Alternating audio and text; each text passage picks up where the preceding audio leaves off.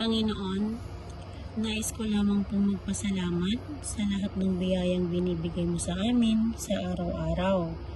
Sa biyaya ng aming buhay, kung saan kami pa ay nakakagising tuwing umaga at sa aming nagampanan ang aming tungkulin dito sa mundo. Salamat dahil lagi kang nandyan sa tabi namin sa mga panahon ng mga sakuna at sa tuwing kakailanganin ka namin. Nais ko lamang pong humingi ng paumanhin sa lahat ng mga kasalanang aming nagawa, mapaisip man ito, salita o gawa. Panginoon, nandito na naman kami sa panibagong araw na iyong binigay kung saan aming sisimulan ang aming klase sa araw na ito. Naway gabayan at tulungan mo kami na aming maintindihan lahat ng leksyon na ituturo sa amin ng aming mga guro at amin itong magagamit sa susunod na mga araw. Ama, wala po kaming magagawa kung wala ka, kaya ito'y aking pinapanaalangin sa pangalan ni Jesus. Amen. Amen! Bago dyan, inaanyayahan ko kayong tumayo at pulutin ang mga kalat na basura at saka ayusin ang upuan. Salamat. Bago tayo magsimula sa ating tagatangin, nais ko munang batiin ninyo ang inyong mga kaklase. Tama, mahusay. So, class, mayroon bang lumiban sa inyo sa araw na ito? Kung wala ay maaari na tayo magsimula. Dahil alam ko na kayong lahat ay makakarinig sa ating topic ngayon. Ready na ba kayo? Okay, mahusay. Ano nga pala ulit ang ating huling talakayan? Yes, Mabalo. Tama. Ang ating huling pinalakay ng nakarang araw ay ang pakikipagkaibigan. At ito ay mahalaga sa inyo, tama? Okay, tama. Magaling. So, ngayon, may papakita kami ng mga larawan sa inyo at inyong tukuyin kung anong hinusyon ang mga ito. Una, ano ang nasa larawan? Yes, Henry Ryan? Magaling. Pagpapupot. Pangalawa. Yes, Marvy? Magaling. Ito ay pagpapakita ng pagkagulat. Ikaw naman. Ano ang ikatlong larawan? Yes, Jessa. Tama. Itong larawan na ito ay nagpapakita ng kalungkutan. Susunod. Yes, Santiago. Tama. Ang pagkakasayahin. So, class, may idea na ba kayo para sa ating aralin ngayong araw na ito? Okay, magaling. So, bago ang lahat, naisimulan natin basahin ang mga layunin para sa aralin natin sa araw na ito. Una, may pamamalas ng mag-aaral ang pag-unawa sa mga konsepto tungkol sa emosyon. Pangalawa, natutukoy ang magiging epekto sa kilos at pagpapasya ng wasto at hindi wastong pamamahala ng kaunahing emosyon. Tatlo, nasusuri kung paano na impluwensyahan ng isang emosyon ang pagpapasya sa isang sitwasyon na may krisis, suliranin o pagkalito.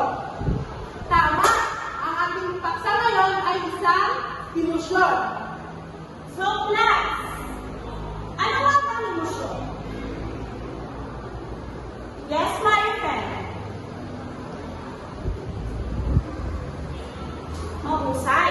Ang emosyon o damdamin or sa English ay emotion or feelings ay ang mga damdamin ng isang tao na hindi nakagawa ng physical, kundi mental at psikologikal na gawain na nakikita sa kilos, sa gawa, at sa ugali ng isang individual. Iba-ibang emosyon na nararamdaman sa buhay tulad ng lungkot, pagkagali,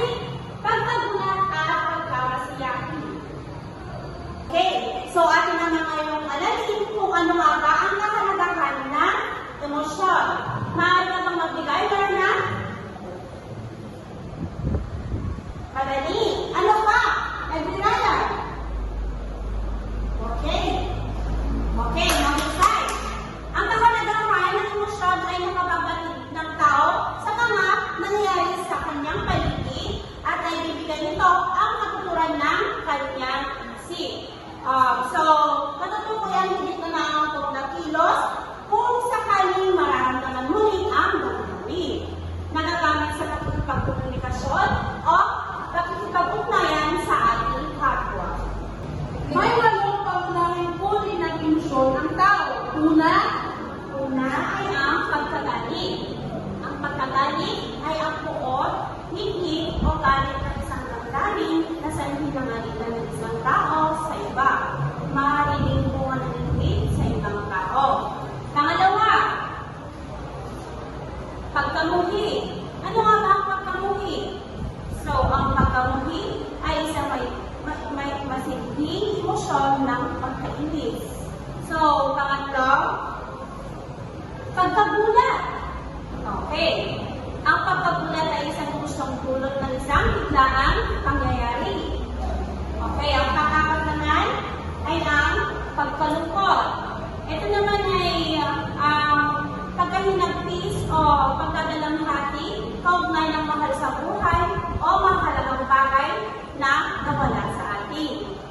ang 5 emosyon ay ang pagkatakot. Ang pagkatakot ay ang pagbabahala sa sarili na masaktan, totoo man o haka-hakang panganib, at pag-akalang walang kakayahang malampasan ang panganib. Pang-anim na emosyon ay ang pagtanggap. Ito ay emosyong matanggap ang inaalay o ibinibigay o emosyong matumasay dahil sa pagtanggap ng iba.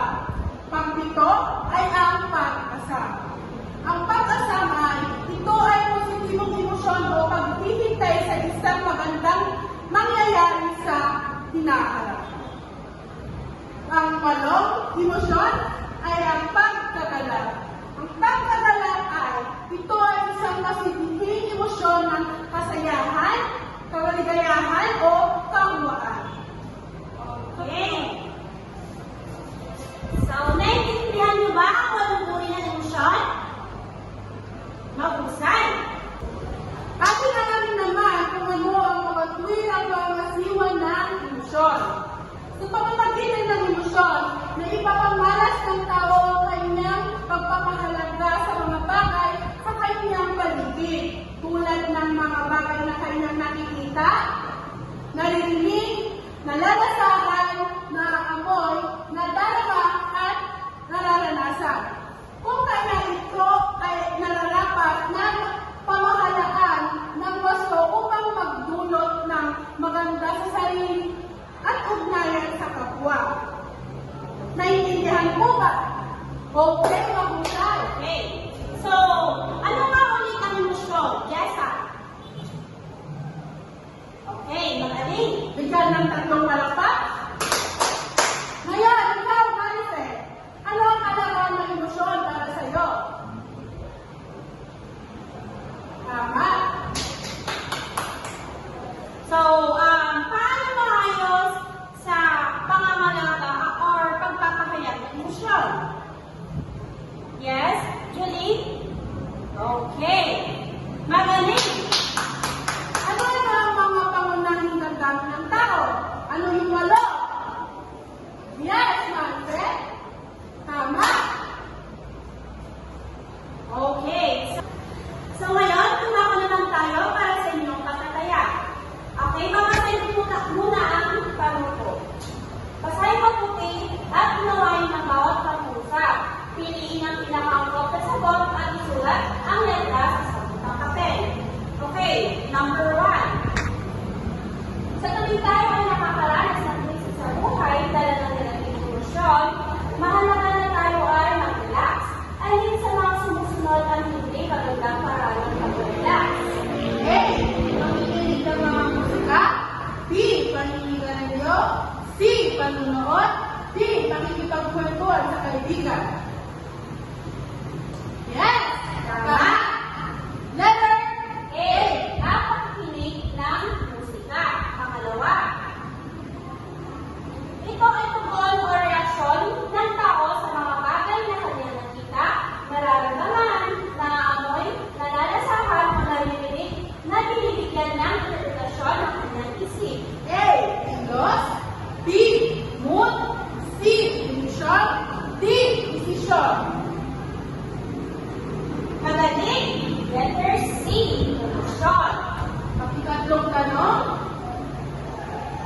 Ang mga sumusunod ay ang mga kahalagahan ng emosyon na liban sa A. Natutukoy ang higit na angkop na kilos kung sakaling mararamdaman mo nila ang damdamin. B. Nagagamit sa pakikipagkomunikasyon at pakikipag-ugnayan sa kapwa. C. Nababagindang tao ang nangyayari sa kanyang paligid at nabibigyan nito ng katuturan ng kanyang isip. D. Wala sa labang. Yes! Tama! Letter D. Ika-apat na tanong. ang mga sumusunod na emosyon ay nakasisiya, ngunit nangangailangan ng wastong pamamahala maliban sa A. Pagkamulit. B. Pagmamahal. C. Pagkatuwa. D. Pag-asa.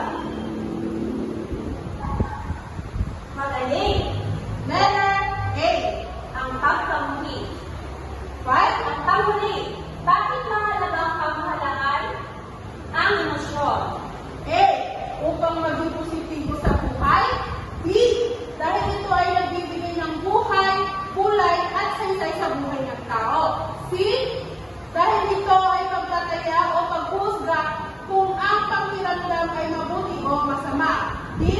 Upang magkaroon maayos na pangangasiwa ng ugnayan sa sarili at sa kapwa. Yes! Tama, letter D. Magaling! Kung ngayon, maglabas kayo ng kalahating papel para sa maikling pagsusulit. Naintindihan mo ba? Naintindihan mo ba ang ating kalakayan ngayong araw? Magaling!